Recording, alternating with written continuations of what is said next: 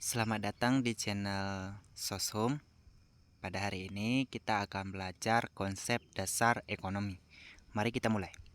A. Pengertian ilmu ekonomi. Ilmu ekonomi adalah cabang ilmu yang mempelajari perilaku manusia dalam memenuhi kebutuhan kehidupannya dengan memanfaatkan sumber daya yang terbatas. Istilah ekonomi berasal dari bahasa Yunani oikonomia, yang berarti aturan rumah tangga. Oikos berarti rumah tangga, dan nomos berarti aturan. B. Klasifikasi ilmu ekonomi. Ilmu ekonomi dapat diklasifikasikan ke dalam beberapa cabang utama, yaitu yang pertama, ekonomi mikro atau mikroekonomi. Cabang ini mempelajari perilaku individu dan perusahaan dalam membuat keputusan terkait alokasi sumber daya yang terbatas. Fokus utamanya adalah pada interaksi antara penawaran dan permintaan di pasar tertentu, serta bagaimana harga dan kuantitas barang dan jasa ditentukan. Yang kedua, ekonomi makro atau makroekonomi.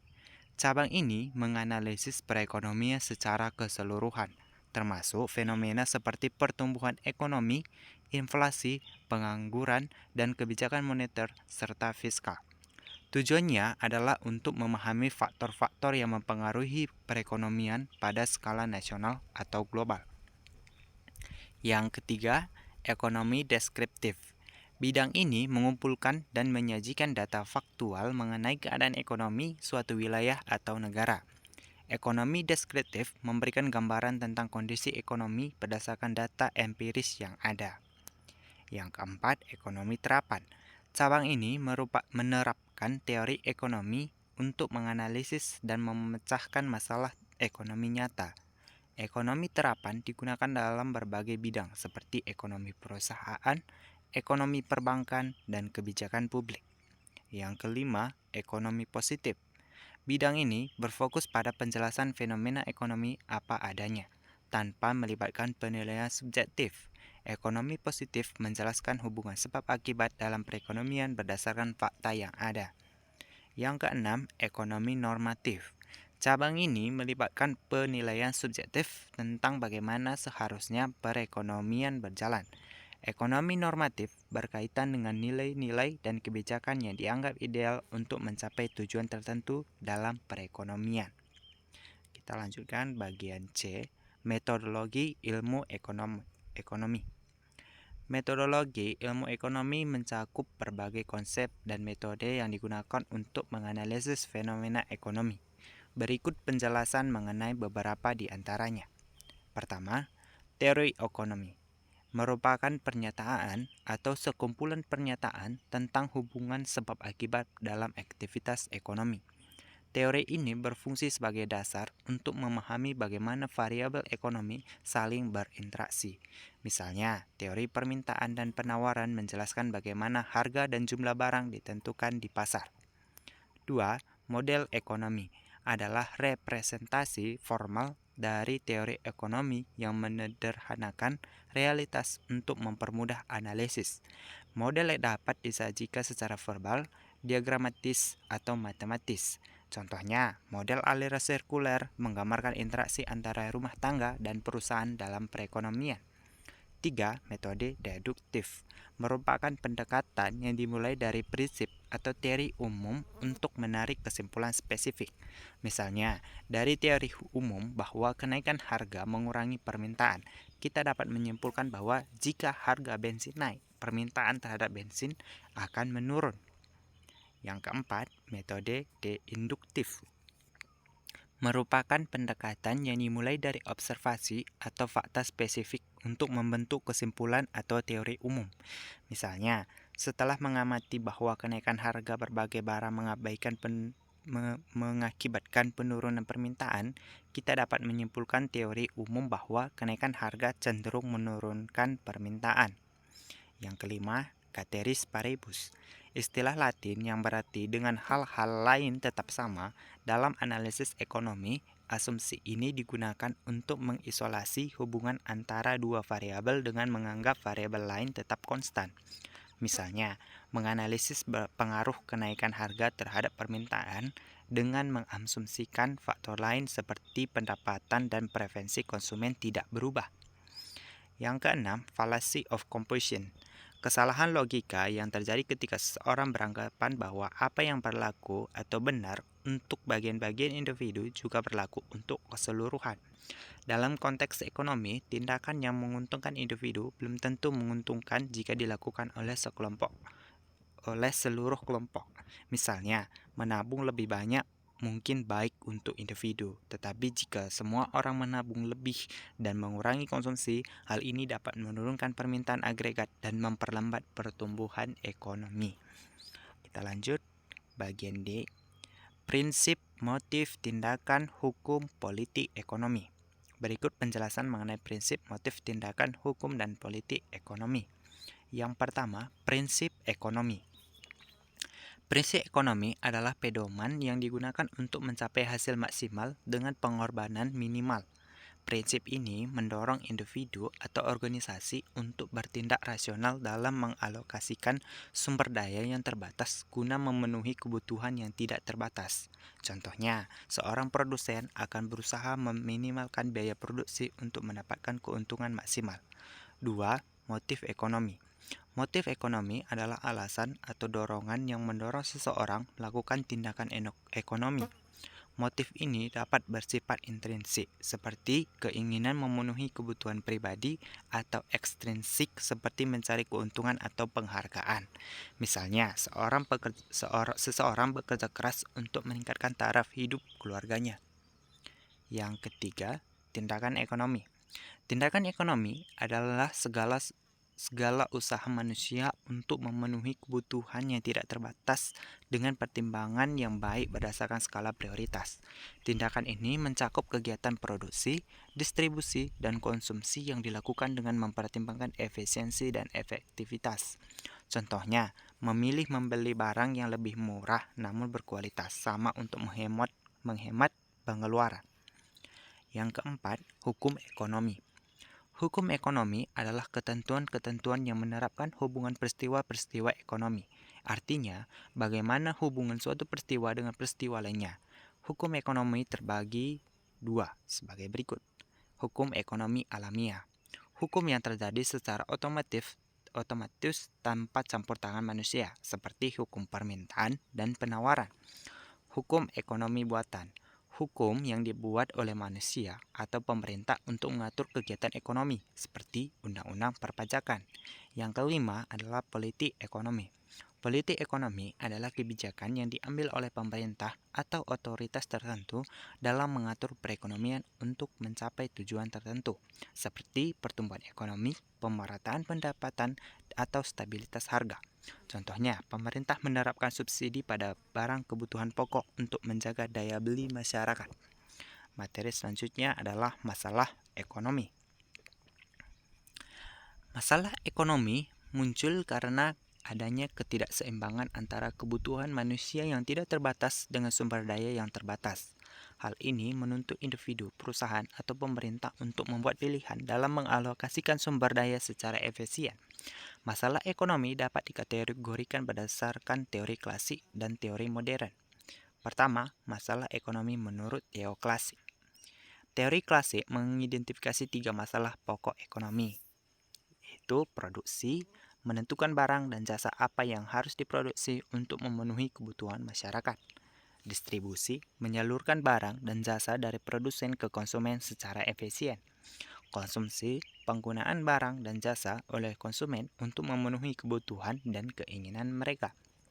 2. Masalah ekonomi menurut teori modern. Teori modern merumuskan 3 pertanyaan utama yang harus dijawab oleh setiap sistem ekonomi.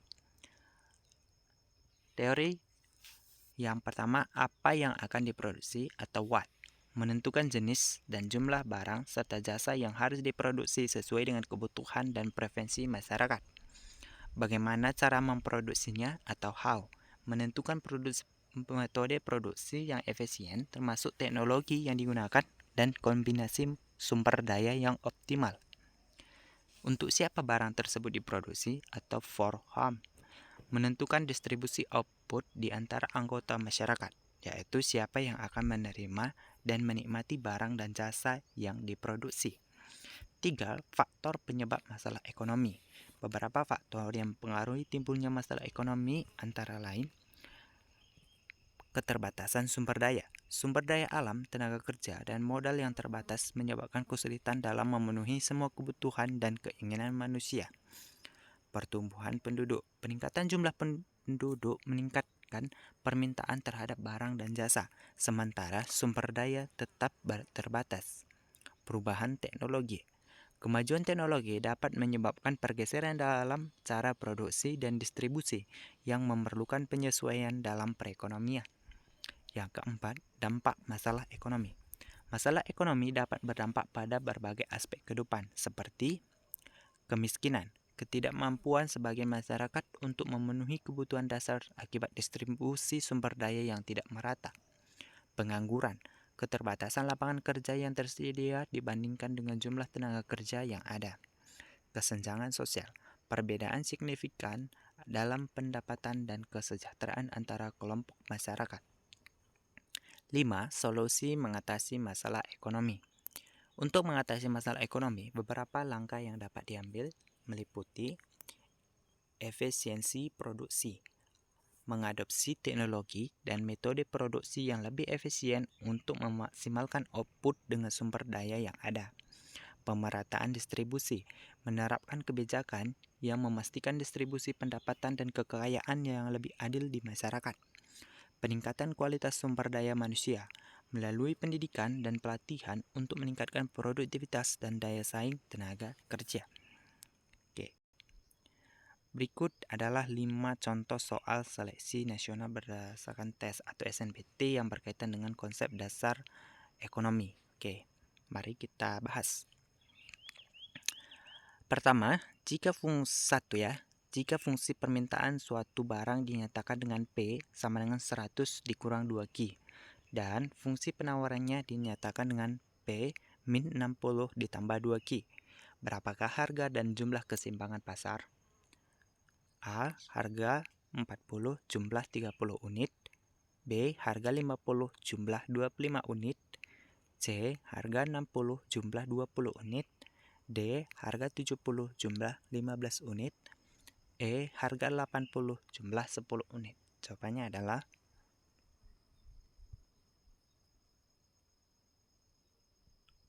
Oke, mari kita jawab. Jawabannya adalah C. Pembahasannya, untuk menemukan titik keseimbangan, samakan fungsi permintaan dan penawaran. Kita masuk ke rumusnya, 100 dikurang 2Q sama dengan min 60 ditambah 2Q. Menjadi 160 sama dengan 4Q. Dapat Q-nya sama dengan 40 unit. Nah, setelah itu kita substitusikan Q-nya ke salah satu fungsi untuk menemukan P-nya. Ya, dapat P sama dengan 100 dikurang 2 dikali 40 sama dengan 20. Jadi, harga keseimbangan adalah 20 dan jumlah keseimbangan adalah 40 unit. Paham ya? Oke, kita lanjut soal nomor 2. Dalam teori produksi, hukum hasil tambahan yang sering berkurang atau law of diminishing returns menyatakan bahwa A. Penambahan semua faktor produksi akan meningkatkan hasil secara proporsional. B. Penambahan suatu unit faktor produksi variabel sementara faktor lainnya tetap akan menghasilkan tambahan output yang semakin menurun setelah titik tertentu. C. Penambahan faktor produksi akan selalu meningkatkan hasil tanpa batas. D. Penambahan faktor produksi variabel akan selalu menghasilkan tambahan output yang meningkat. E. Penambahan faktor produksi tetap akan meningkatkan hasil secara proporsional. Jawabannya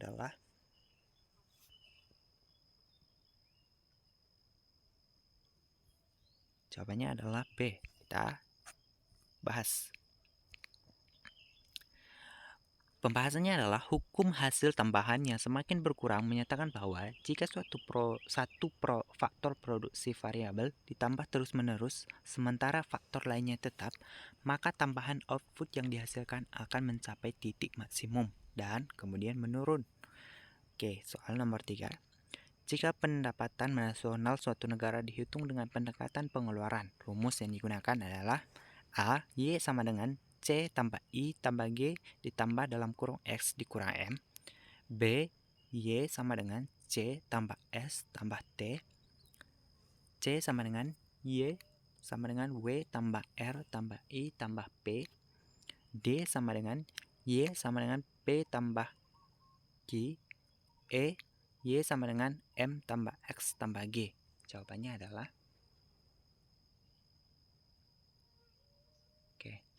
adalah A. Oke, mari kita bahas.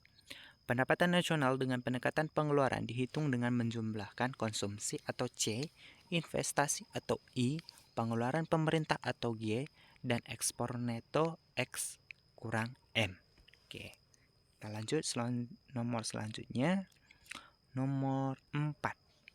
Suatu perekonomian mengalami inflasi yang tinggi. Kebijakan moneter yang dapat dilakukan Bank Sentral untuk mengendalikan inflasi tersebut adalah A. Menurunkan suku bunga, B. Membeli surat berharga di pasar terbuka, C. Menurunkan cadangan wajib minimum, D. Menaikkan suku bunga, E. Meningkatkan jumlah uang beredar. Jawabannya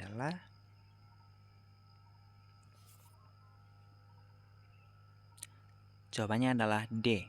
Untuk mengendalikan inflasi, Bank Sentral dapat menaikkan suku bunga agar pinjaman menjadi lebih mahal, sehingga mengurangi konsumsi dan investasi, yang pada akhirnya menurunkan tekanan inflasi. Oke, untuk nomor 5, untuk nomor terakhir ya.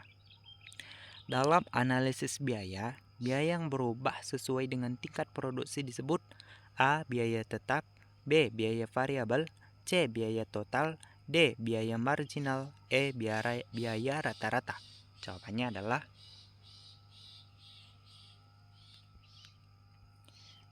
adalah B ya. Pembahasan. Biaya variabel adalah biaya yang berubah sesuai dengan tingkat produksi, seperti biaya bahan baku dan tenaga kerja langsung. Oke, untuk materi hari ini sudah selesai. Jangan lupa subscribe ya teman-teman. Terima kasih.